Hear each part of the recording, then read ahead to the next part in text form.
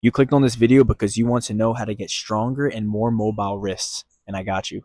I'm going to be sharing the bread and butter exercise that has personally helped me on my journey because no one needs stronger and more mobile wrists than I do. Not only do I train calisthenics, which is primarily using my hands in every single movement like push-ups, pull-ups, handstands, front levers, muscle-ups, especially when you get into those type of movements, they require your hands to be in a very extreme position. They require your hands to go through an extreme range of motion. Not only do I train calisthenics, but I'm also a chiropractic student, so I'm constantly using these hands to adjust people. So these are my babies right here. I need to take care of these. And the exercise I'm going to be sharing with you is my bread and butter because not only does it strengthen my wrist, but it allows my wrist to become more mobile and allows my wrist to stretch my wrist at the same time. So I'm strengthening, I'm stretching, and I'm mobilizing my wrist with this simple exercise. And here it is. What you're going to need for this exercise is some kind of pole, either like a bamboo stick or, yeah, if you have a bamboo stick, just go grab that. This is a bamboo stick, but you grab some kind of broomstick or some pole that's fairly light. This is like not even a pound. This is really light, but it's going to make all the difference because we're using our wrists, and our wrist does not need a lot to start, especially if you're new to this. It does not need a lot. So grab something like a broomstick and do this with me.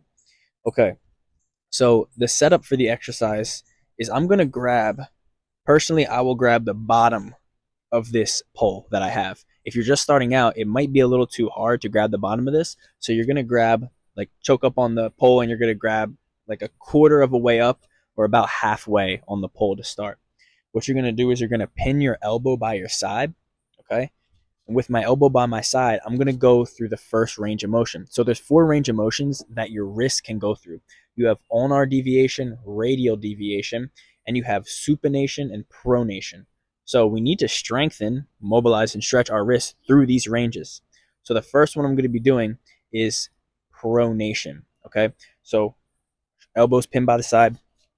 I'm going to grab the pole by the bottom, and all that's moving here, and you'll see in this video, I'll put a clip up, is my wrist. So through pronation, I'm pronating my hand. That's where my palm is facing the ground.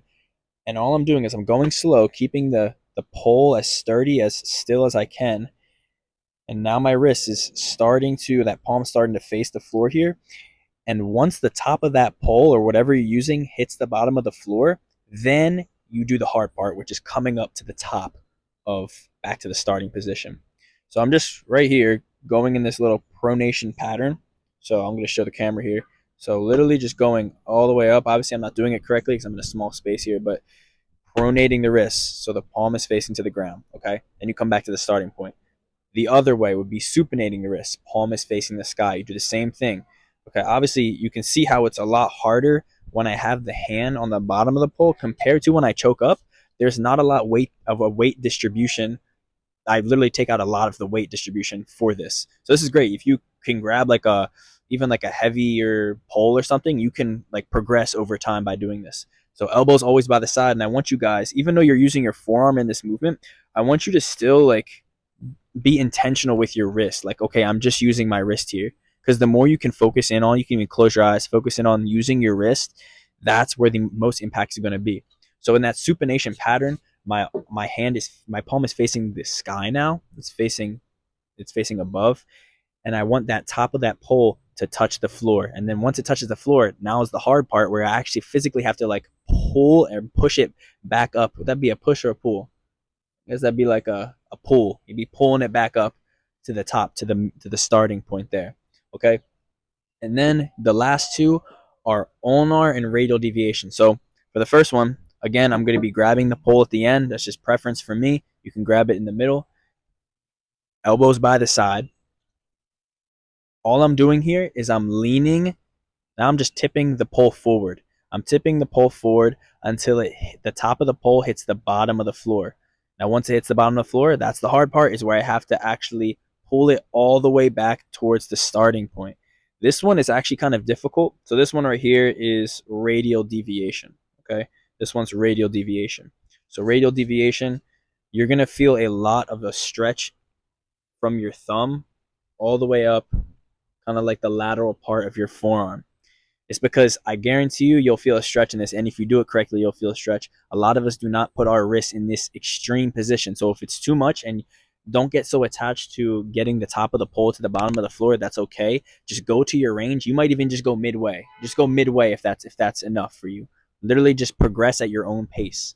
Okay, you can go midway and come back to the start. Midway, come back to the start. And then over time, you can keep the same hand position on the pole, but then go to the floor, then come back to the top. Floor, back to the top. Okay, just slowly progress. Okay, so that's radial deviation. Ulnar deviation, the last one. This is a completely different one from all the rest. This time, the arm's going to be straight, and you're actually going to have the pole is going to be behind you. So the pole's behind me now. My arm is straight up. Okay, you're going to start with the pole up against your back. I don't even think I can do it in this little corridor that I'm in, but like if I can show you right here, the pole is like touching my tricep right now. Okay, and I have my arm is straight. All I'm doing is, again, I'm tilting my wrist down. So I'm tilting my wrist. I'm trying to get that pole. This is honestly the toughest one, personally, for me. The pole, the top of that pole is going to hit the bottom of that floor, and then boom, I'm coming right back up to the top. Okay, so that was the last one, and I'll show a video just to like be more clear, so you guys can see that. So like, again, why is this a benefit? Why does this train all three? Okay, so first it's trained strength, because the motion where I have to physically, the whole thing is strengthening, right? Even when I'm going down, the slower you go, you're going to become more stronger in the up motion, or the concentric portion of this movement. So especially the most strength is going to be when you're actually, and that pole's at the bottom and you have to like pull it back up to the top. That's very challenging. And then you're going to want to progress over time to make yourself stronger by either loosening your grip, so like grabbing up, choking down on the pole, so it's like a lot more, there's a lot more weight distribution, and then you can also grab like I said, like a more heavier pole, or I don't know, find something that's heavier to work with, right? Or doing more reps, right? Or going slower. There's just so many different ways to keep progressing. So that's the strengthening portion. Okay, the mobilizing portion is the whole thing. You're going through your motion. You can mobilize the further you get. So maybe you're starting out and your wrist can really only go like halfway, and maybe not even, maybe like a quarter of the way as you're starting. You're like here. You're just tipping it like a little forward. And then over time, your wrist gets more comfortable with a stronger range of motion. So there's that mobility portion. The stretching portion is primarily at the bottom. Okay, when I go through this motion, especially in those ulnar and radial deviations, for me, is like that bottom motion. I'm feeling that stretch, especially on that radial deviation. I'm feeling that stretch in my thumb all the way up. I can even pause at the bottom if I want to, just pause there for a second and then come back up to the top. Okay, so I just wanted to kind of cover that again, why it's a benefit of why it trains the three of them: the stretching, the strengthening, and the mobilizing. Okay, so how often should you do this? That's usually a typical question. How often should you do this? I really recommend, if you're starting out, to do this 2 times a day.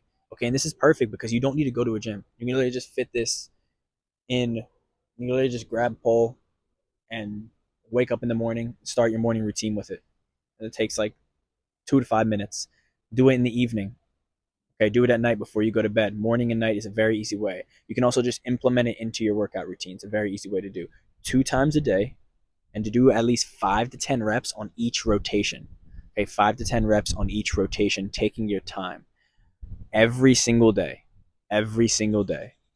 If you're doing this every single day and starting with very easy progressions, you're not going to be fatigued in the wrist as much. Okay, you're still going to feel something. If you're doing it correctly, you're obviously, over time, you're going to be like, okay, it's very sore. Take a day off when you feel needed, but 2 times a day for 5 to 10 reps. I guarantee you, if you start doing this today and you give yourself at least a month, your wrists are going to feel insane. They're going to feel very strong by doing this simple exercise. Okay, I don't think I have anything else to share. That's it. I've just been so inspired lately, guys. I just wanted to get everything that's in my head out on these videos. So if you did enjoy this video, just please give it a like, subscribe, comment something that you learned new. If you learned something in this video, share it with me. I appreciate each and every one of you. God bless you guys. See you in the next video. Peace.